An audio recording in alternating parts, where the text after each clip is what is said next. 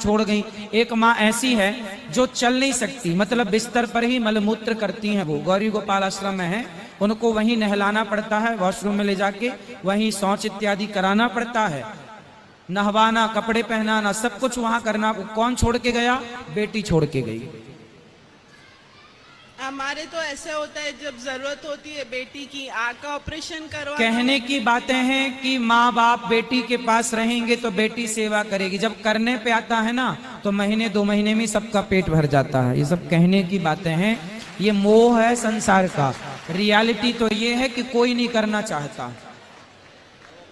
ठीक है, बेटियां बेटों की अपेक्षा ज्यादा जुड़ाव रखती हैं माँ बाप से, लेकिन जब करने पे आता है ना तो बेटियां भी हाथ खड़े। सारी बेटियों का हम नहीं बोल रहे हैं, पर जितना हमने देखा उतना हम कह रहे हैं कि बेटियां भी जब करने पे आता है, ये कहने की बातें हैं कि बेटी के पास माँ बाप होते तो कोई वृद्धाश्रम ना जाता। मेरे पास तो कितनी बेटियां छोड़ के गई हैं माताओं को। तो सारी बेटियां ऐसी नहीं हैं और ना सारे बेटे ऐसे हैं, पर कुछ बेटियां और कुछ बेटे ऐसे हैं। आप प्लीज मेरी माँ को बोल दीजिए कि मुझसे बात करें। अच्छा है कि आप ऐसी बेटी हो कि आप अपनी माँ की सेवा करना चाहती हो। कहाँ है आपकी माँ? विशाखापट्टनम। तो आप ले आती तो हम समझाते।